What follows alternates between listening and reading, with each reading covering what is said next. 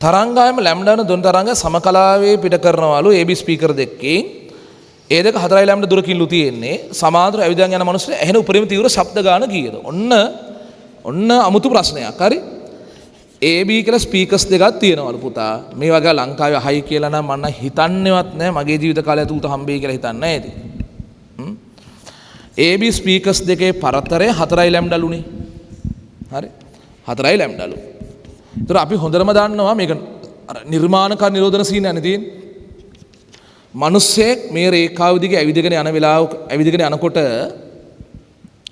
මෙයා හරියට මේක ලම්බ සමච්ඡේදයක උඩ ඉන්න වෙලේ මේ එන තරංගයේ සමකලාව අධිස්ථාපනය වෙලා ඒ කියන්නේ මෙහෙන් එන තරංගයේ මෙහෙන් එන තරංග අතර පරතරයක් නැහැනේ සමකලාව අධිස්ථාපන වල අනිවාර්ය නිර්මාණකාරී එකක් ඇහෙනවා අපි දන්නවා ඒක ඒ වගේ මෙහෙට ඇවිදිනකොට මේක කොට වෙනවා මේක දික් වෙනවා ඔය දෙකේ වෙනස 1 ලැම්ඩා එකක් වෙනකොට ආය නිර්මාණකාරී එකක් ඇහෙනවා මෙහෙට ඇවිදිනකොට ආය පරතරය 2 ලැම්ඩා විදි නිර්මාණකාරී එකක් ඇහෙනවා මම හිතා නෝට් දීලා තියෙනවා මේ තරංග දෙකේ පත දෙකේ දුර වෙනස බිඳුව හරි ලැම්ඩාගේ පූර්ණ ගුණාකාරයක් හරි වෙනකොට ඇහෙන නිර්මාණකාරී ඒවා මේ පැතර ඇවිද්දත් එහෙමයි මෙහෙට ඇවිදිනකොටත් එහෙම තමයි තරංග දෙකේ පරතරය ඔහම ලැම්ඩා හරි 2 ලැම්ඩා හරි වෙනකොට නිර්මාණකාරීව වෙනවා රහන්නේ මනුස්සයා මෙහෙම මේ රේඛා ඇවිදගෙන ගියොත් ඔහුට ශ්‍රවණය කළ හැකි උපරිම නිර්මාණකාරී නිරෝධන ගාන කීයද? උපරිම තීව්‍ර ශබ්ද ගාන කීයද? දැන් ඒ දවස්වල තියරි උගන්නන දිනිකන් ළමයට අපි කියනවා ළමයට හිතෙන්නේ ඕන තරම් ගානක් කියලා. ලිමිට් එකක් නැහැ. මෙහෙට ඇවිදන් යනකොට වෙනස 2 ලැම්ඩා ගෙදී ඇහෙනවා. ආයි වෙනස 3 ලැම්ඩා වෙද්දී ඇහෙනවා. 4 ලැම්ඩා වෙද්දී ඇහෙනවා. 5 ලැම්ඩා වෙද්දී ඇහෙනවා කියලා තමයි දිගින් දිගට මේක යනවා කියලා තමයි හිතෙන්නේ. එහෙම නැහැ. ලිමිට් එකක් තියෙනවා.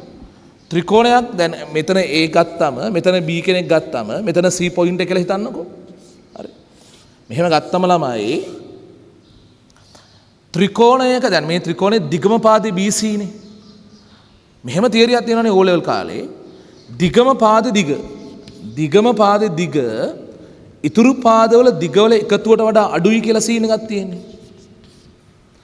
දිගම පාදේ දිග ඉතිරි පාදකේ දිගවල එකතුවට වඩා අනිවාර්යෙන් අඩුයි. ඒ කියන්නේ මේ දෙක එකතු කරා මෙයා වැඩි වෙන්නේ කවදාවත් ත්‍රිකෝණයක එහෙම වෙන්න බෑ. එහෙම ත්‍රිකෝණ නැහැ. දිගම පාදේ දිග ඉතුරු දෙක එකතු කරා අඩුයි. හරිද? දැන් BC ඔතන ඉන්නකොට AC වමඩ ගේනවා. BC අඩු කිරීම AC කුඩයි AB ට වඩා. BC අඩු කිරීම AC. හැබැයි BC අඩු කිරීම AC කියන්නේ මේ කියන්නේ ජ්‍යාමිතිය, O level ජ්‍යාමිතිය. හරි? BC අඩු කිරීම AC කියන්නේ මෙන්න මේ සීන් එකේදී තරංග දෙකේ පත දෙකේ දුරේ වෙනස. තරංග දෙකේ පත දෙකේ දුරේ වෙනස මේ තියෙන්නේ. හරි AC අඩු කිරීම BC කියන්නේ. D කියලා කියන්නේ අපි සාමාන්‍යයෙන් නෝට් වල D කියලා කියන්නේ ඕක නෙවෙයි තියෙන්නේ. D කියන එක නම් AB දුරට වඩා අඩුයි. D කියන AB දුරට වඩා අඩුයි කියන්නේ AB දුර ප්‍රමාණය මේකේ හරියට 4 ලැම්ඩානේ. 4 ලැම්ඩා. ඒ කියන්නේ මේ ස්පීකර්ස් දෙකේ පරතර 4 ලැම්ඩා නම් හරිද ළමයි? මෙයා මෙහෙම ඇවිදන් යනකොට දුවේ පුතේ. හරි? මේ තරංගේ පාරයි අතර වෙනස තියෙන්නේ. වෙනස අනිවාර්යෙන් 4 ලැම්ඩාට වඩා අඩුයි.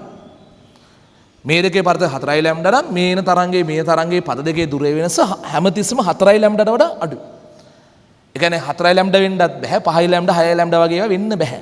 එහෙනම් ඔය කියන විදිහට ලැම්ඩා වෙන්න පුළුවන් 2 ලැම්ඩා වෙන්න පුළුවන් D සමාන 3 ලැම්ඩා වෙන්න පුළුවන් මේ තරංග දෙකේ පාර දෙකේ වෙනස 4 ලැම්ඩා වෙන්න බෑ ඔය කියන විදිහට.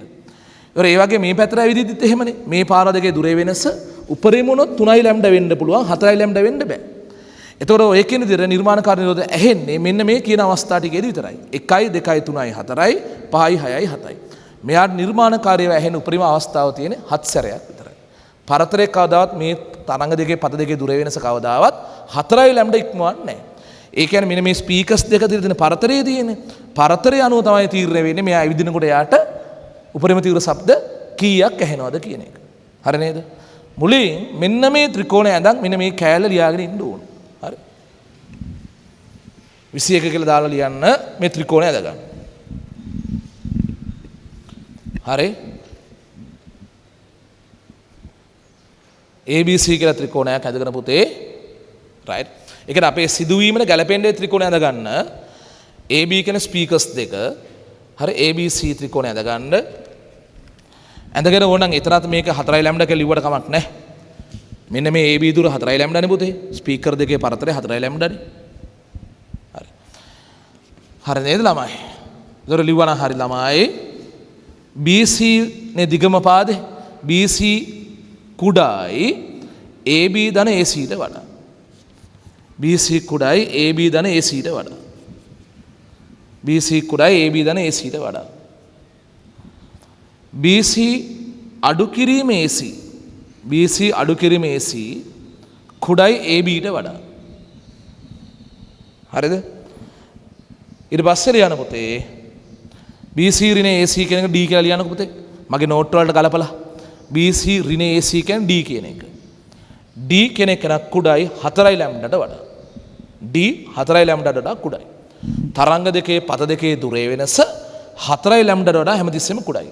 කොච්චර එහාට ඇවිද්දත් ඒ දුර 4 ලැම්ඩාට වැඩි වෙන්නේ නැහැ. 4 ලැම්ඩාවත් වෙන්නේ නැහැ. දැන් මේක ඇදලා පෙන්නන්නම්. හරි?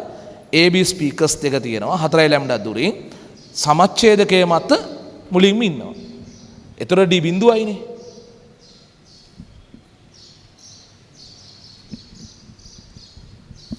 හරි AB ස්පීකර්ස් දෙකේ පරතරය 4 ලැම්ඩා. ඒක ලම්බ සමච්ඡේදකයේ මත මිනිස්සයා ඉන්නකොට පරතරයේ වෙනස බිඳුවයි. වෙනස බිඳුවයි. හරි? ඊට පස්සේ පුතේ අර පැත්තට හරි ඇවිදන් යනවා කියලා හිතන්න එක පැත්තකට. එක පැත්තකට ඇවිදන් යද්දී එක තැනක් යන ওই වෙනස 1 ලැම්ඩා එකක් වෙන. වෙනස 1 ලැම්ඩා එකක් වෙන තත්ත්වයක් එනවා.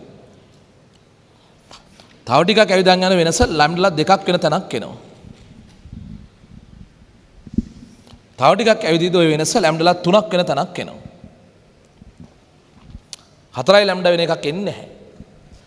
අනිත් පැත්තට ඇවිද්දත් එහෙමයි. ලැම්ඩා වෙන අවස්ථාවක් එනවා, 2 ලැම්ඩා වෙන අවස්ථාවක් එනවා, 3 ලැම්ඩා වෙන අවස්ථාවක් එනවා. ඒතර මේ 7 තමයි ඇහෙන 7.